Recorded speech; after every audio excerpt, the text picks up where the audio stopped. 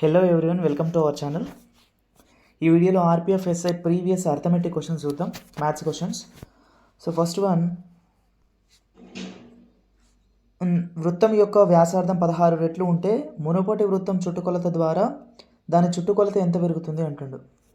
అంటే ఒకవేళ వృత్తం యొక్క వ్యాసార్థం 16 రెట్లు పెంచితే దాని చుట్టుకొలతలో మార్పు ఎంత ఉంటుంది అంటుండు. యాజ్ ఇట్ ఈజ్ ఎప్పుడైనా సరే వృత్తం యొక్క వ్యాసార్థం ఎన్ని రెట్లు పెంచుతామో దాని చుట్టుకొలత కూడా అన్ని రెట్లు మాత్రమే పెరుగుతుంది. ఓకేనా? ఎందుకంటే ఫార్ములా మనకు 2πr, 2π అనేది కాన్స్టెంట్, జస్ట్ ఆర్ వాల్యూ మాత్రమే ఉంటుంది. అంటే ఎన్ని రెట్లు అయితే మనం వ్యాసార్థాన్ని పెంచుతామో అన్ని రెట్లు మాత్రమే మనకు చుట్టుకొలత పెరిగే ఛాన్స్ ఉంటుంది. బట్ వైశాల్యం అని అడిగినప్పుడు మాత్రం డిఫరెన్స్ వస్తుంది. ఓకే, నెక్స్ట్ వన్, చక్రవడ్డీపై మొత్తం 4 సంవత్సరాలలో అసలు మొత్తానికి 3 రెట్లు పెరుగుతుంది. ఎన్ని సంవత్సరాలలో దాని అసలు మొత్తం 81 రెట్లు అవుతుంది అంటుంది. మనకు అక్కడ ఆల్రెడీ ఏమి ఇచ్చిండు, 4 సంవత్సరాల్లో 3 రెట్లు అవుతుంది, అసలు 3 రెట్లు పెరుగుతుంది. అయితే 81 రెట్లు అవ్వడానికి ఎన్ని సంవత్సరాలు పడుతుంది? ఇట్లాంటి క్వశ్చన్స్ వచ్చినప్పుడు వెరీ సింపుల్, 4 సంవత్సరాల్లో 3 రెట్లు పెరుగుతుంది. దీన్ని 4ని డబల్ చేస్తే మనకు 8 సంవత్సరాల్లో ఎంత పెరుగుతుంది అంటే దీని స్క్వేర్ ఎంత పెరుగుతుంది అంటే 3 స్క్వేర్ ఈజ్ 9, అంటే 8 ఇయర్స్లో 9 టైమ్స్ ఇంక్రీజ్ అవుతుంది. దీన్ని మళ్ళీ డబల్ చేయండి 16 ఇయర్స్లో దీని స్క్వేర్ 81. మనకు కావాల్సింది 81 టైమ్సే కదా. 81 టైమ్స్ అవ్వడానికి ఎన్ని ఇయర్స్ పడుతుంది? 16 ఇయర్స్ పడుతుంది. So option A is correct answer. Next one, Hameed, Clement మరియు గణేష్లకు వేతనాల నిష్పత్తి 3:5:7. హమీద్ నుండి గణేష్ 868 పొందినట్లయితే క్లెమెంట్ జీతం ఎంత ఉంటుండు? హమీద్, క్లెమెంట్ అండ్ గణేష్ల నిష్పత్తి 3:5:7 ఉంది. సో ఇక్కడ హమీద్ నుండి గణేష్ అంటే 3 నుంచి 7కి డిఫరెన్స్ ఎంత ఉంది? మనకి 4 ఉంది కదా. ఈ 4 వాల్యూ అంటే ఇతనికంటే గణేష్ ఎంత ఎక్కువ తీసుకుంటుండు? 868 తీసుకుంటుండు. యాక్చువల్గా మనకు రేషియోలో ఎన్ని పార్ట్స్ ఎక్కువ ఉంది? 4 పార్ట్స్ ఎక్కువ ఉంది. అంటే 4 పార్ట్స్ వాల్యూ 868. మనకి ఏం ఫైండ్ అవుట్ చేయమంటుండు? క్లెమెంట్ జీతం ఎంత? క్లెమెంట్ జీతం అంటే ఈ మిడిల్లో ఉన్నటువంటి 5, అంటే 5 పార్ట్స్ వాల్యూ ఎంత అని అర్థం. అంటే 5/4 × 868. మనకి ఇది క్యాన్సిలేషన్ చేస్తే 4 1s 4 2s 4 1s 4 4 7s 28. 5 × 217. So 1085 is your answer. Okay. Next one, simplification మీద అడిగిన క్వశ్చన్.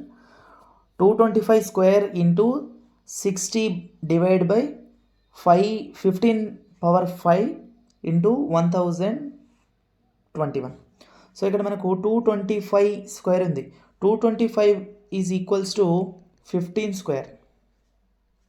ఓకే, సో ఇక్కడ మనకు 225 హోల్ స్క్వేర్ మనం ఏం రాయొచ్చు? 225 స్క్వేర్ నేను 15 స్క్వేర్ రాస్తే ఆల్రెడీ పవర్లో మళ్ళీ ఇంకో స్క్వేర్ ఉంది, అంటే 15^4 అవుతుంది, ఇంటూ 60/15^5 ఇంటూ 1021. ఓకే, సో ఇక్కడ మనకు క్యాన్సిలేషన్ 4 పోతే ఇక్కడ ఇంకొక 15 ఉంటుంది. 15 1s 15 4s 15 4s 4 × 1021. So answer is 4084. Option C is your answer. Okay, next one, subsidy project ఆధారంగా ఆంగ్ల కంపెనీలో 623 మంది పురుషులు, 623 మంది మహిళా కార్మికులు ఉన్నారు. ఉద్యోగులందరి సగటు ఉత్పాదక రోజుకు 72 కాళ్ళు.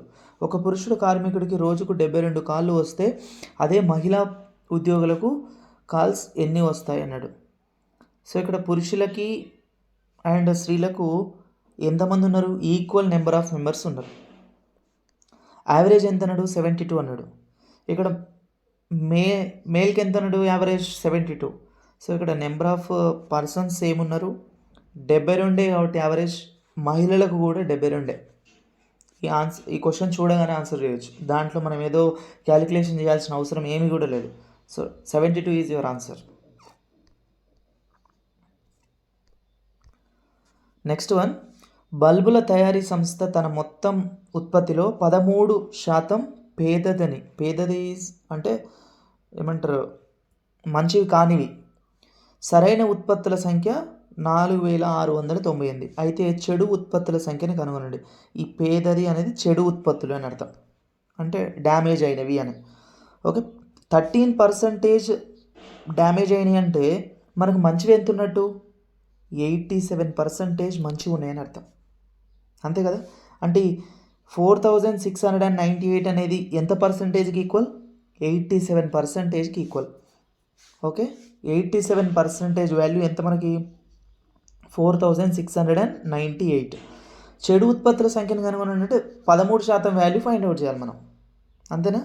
సో అంటే 13/87 ఇంటూ 4698. ఓకే, సో ఇది 87తో డైరెక్ట్ క్యాన్సిలేషన్ చేయాలి.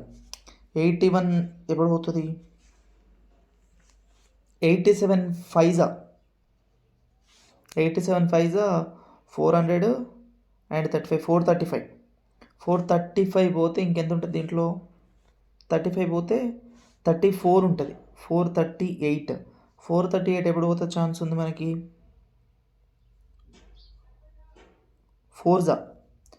87 4 348 4. ఓకే, ఇప్పుడు మనకు 13 into 54 చేస్తే మనకు వచ్చే ఆన్సర్ అదనమాట. 13 into 54 ఎంత, ఒక నిమిషం, 13 into 54 12 16 54 4 10 7 704 is your answer. Sorry 702, ఇది 2 కదా. Okay,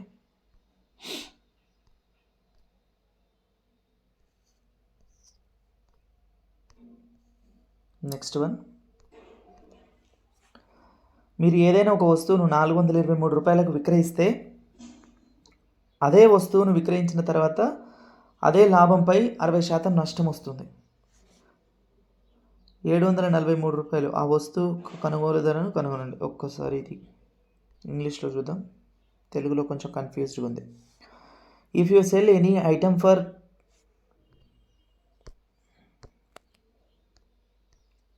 If you sell any item for 423 rupees, you get a 60% loss on the same profit after selling the same item for 743 rupees. Find the purchase price of that item. Okay, అంటే ఇక్కడ ఏమంటుందంటే 423 రూపాయలకు అమ్మితే మనకి ఏమొస్తుంది అంటే 60% loss వస్తుంది. ఒకవేళ అదే ఐటమ్ని 743 రూపీస్కి అమ్మితే same item same profit after selling, same profit అంటే 60% ప్రాఫిట్ వస్తుంది. సో ఈ రెండింటికి డిఫరెన్స్ ఎంత చూడండి ఒకసారి, 0 ఒక్క నిమిషం 743 మైనస్ 423 0 2 320 రూపీస్ కదా. ఈ రెండింటి మధ్యలో డిఫరెన్స్ ఎంత ఉంది 320లో ఆఫ్ ఎంత మనకి 160. ఈ 160 రూపీస్ అనేది ఈ 60 రూపీస్ ప్రాఫిట్. ఈ 743 నుంచి మనం 160ని సబ్ట్రాక్ట్ చేస్తే వచ్చేదే మన కొన్న ధర. ఒక్క నిమిషం,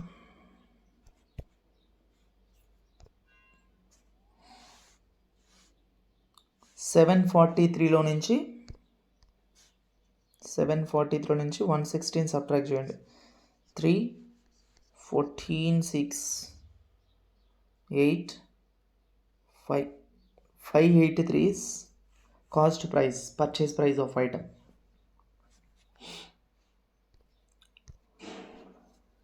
ఓకే, ఇక్కడ గ్రాఫ్ మీద మనకు ఒక క్వశ్చన్ ఉంది. గ్రాఫ్ మీద ఇట్లాంటి క్వశ్చన్స్ మనకు 3 క్వశ్చన్స్ వస్తాయి, చాలా ఈజీగా ఉంటాయి, ఈజీగా మార్క్స్ వచ్చేటువంటి క్వశ్చన్ అనమాట ఇది.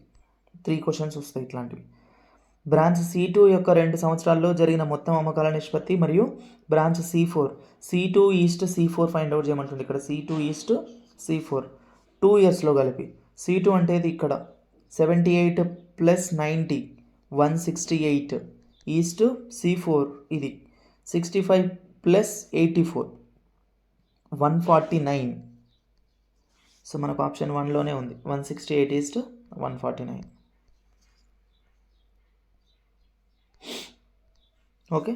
సో నెక్స్ట్ వన్, ఒక వ్యక్తి త్రిభుజాకార ప్రదేశం చుట్టూ ప్రతి భుజాన్ని వరుసగా 12 km/h 14 km/h మరియు 6 km/h వేగంతో ప్రయాణిస్తే అతని సగటు వేగం ఎంత అంటుండు. ఇట్లాంటి క్వశ్చన్స్ వచ్చినప్పుడు ఒకటే ఫార్ములా గుర్తుపెట్టుకోండి, 3 ఇక్కడ మనకి ఎన్ని ఉన్నాయి, 3 ఇచ్చింది కదా, 1/s1 plus 1/s2 plus 1/s3. Okay. So ఈ ఫార్ములా ప్రకారం మనం చేస్తే 1/14 ఒక్క నిమిషం 3/1/14 ప్లస్ 1/12 ప్లస్ 1/6. వీటి ఎల్సిఎం ఎంత అవుతుంది చూడండి, 14 12 6 14 12 6 2 7s 2 6 2 3s 7 2s 1s 6 14 ఇది 6 కదా. ఓకే. సో ఇక్కడ ఇప్పుడు చేసే 3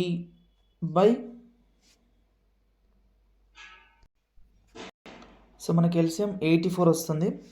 1/14 అంటే ఇది ఎంత అవుతుంది, 6/84 హోల్ బై 84. 14 ఉంది కాబట్టి 6 ప్లస్ 12 ఉంది కాబట్టి 12 అంటే 6 2 7 ప్లస్ 6 అంటే 14. ఓకే. సో 6 ప్లస్ 14 20 ప్లస్ 27, డినామినేటర్లో 27 ఉంది, ఇది కూడా న్యూమరేటర్లోకి వెళ్ళిపోతుంది, 3 × 84 అవుతుంది.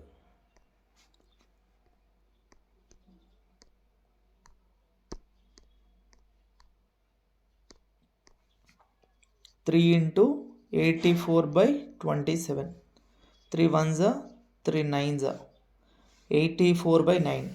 84/9 చేసి ఎంత వస్తుంది చూడండి, 9 1s 9 9s 81 9 9s 81 పోతే 3 ఉంటుంది, 3 పక్కన 0 పాయింట్ తీసుకొని 0 తీసుకోండి, 9 3s 27 మళ్ళీ 3 వస్తుంది, చేసుకుంటే పోతే 9.33333 వస్తుంది. So option A is correct answer. So మళ్ళీ ఒకటి గ్రాఫ్ క్వశ్చన్ వచ్చింది. 2010లో అన్ని శాఖల సగటు వేలాల్లో విక్రయాలను కనుగొనండి. 2010లో అన్నాడు, అంటే ఈ ఫస్ట్ ఉన్నది మాత్రమే కౌంట్ చేయాలి. ఏది 68, నెక్స్ట్ 78, 84, 65 అండ్ 85, 16, 20, 30, 13, 21, 29, 27, 30, 38, 380 బై ఎన్ని ఉన్నాయి మొత్తం, అవి 5 ఉన్నాయి కదా, 5 1s 5 5 7s 35 5 6, so 76. Option B is your answer. Next question, 2 సంవత్సరాల్లో కంపెనీ బ్రాంచ్ల C1 C3 మరియు C5 మొత్తం అమ్మకాలను వేలల్లో చేయండి. 2 సంవత్సరాలు అంటుంది, C1 C3 C5. C1లో ఎంత మనకు 86 ప్లస్ 74 130 142. C3లో 150 ప్లస్ 161. C5లో 150 157. సో టోటల్ చేస్తే 10 16 460. Option B is your answer. Okay.